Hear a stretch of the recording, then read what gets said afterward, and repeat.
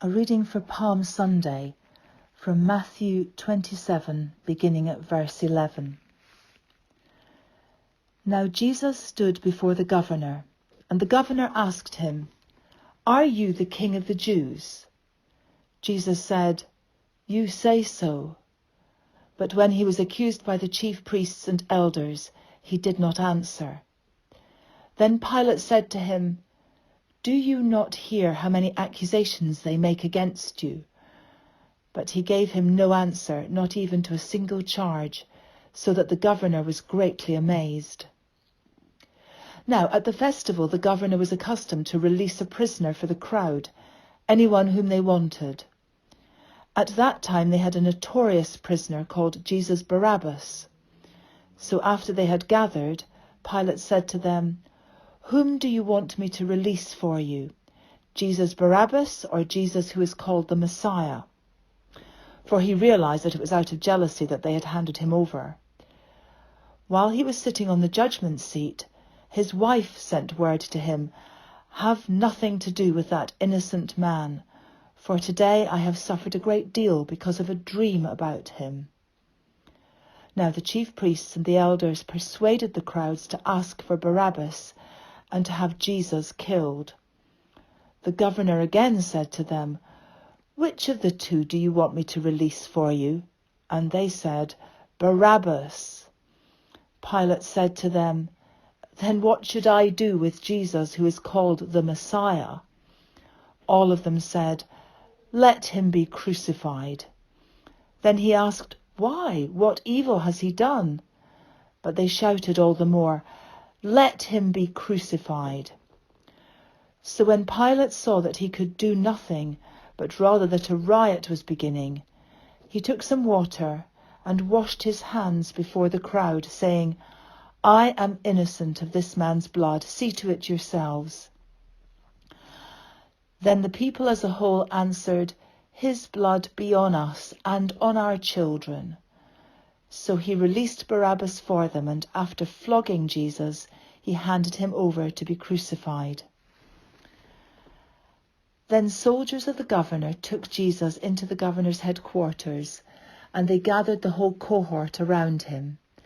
They stripped him and put a scarlet robe on him, and after twisting some thorns into a crown, they put it on his head. They put a reed in his right hand, and knelt before him and mocked him, saying, "Hail, King of the Jews!" They spat on him and took the reed and struck him on the head. After mocking him, they stripped him of the robe and put his own clothes on him.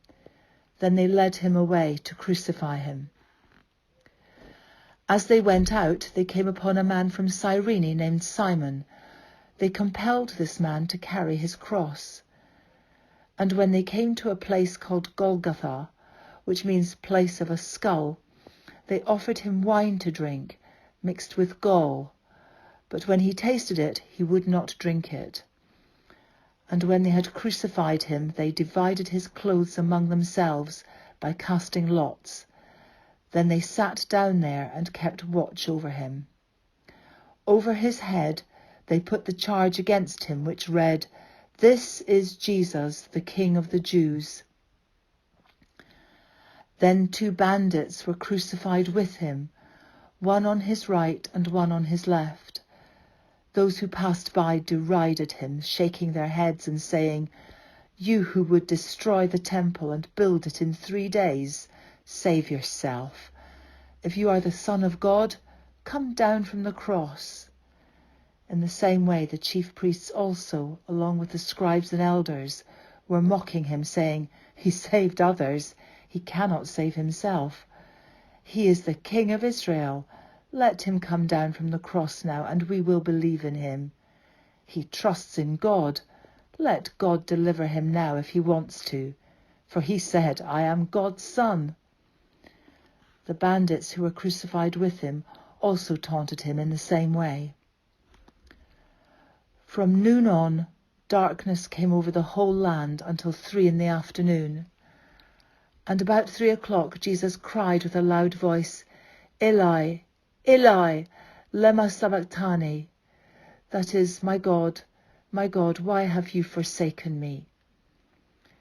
When some of the bystanders heard it, they said, "This man is calling for Elijah." And at once one of them ran and got a sponge, filled it with sour wine, put it on a stick, and gave it to him to drink. But the others said, "Wait, let us see whether Elijah will come to save him."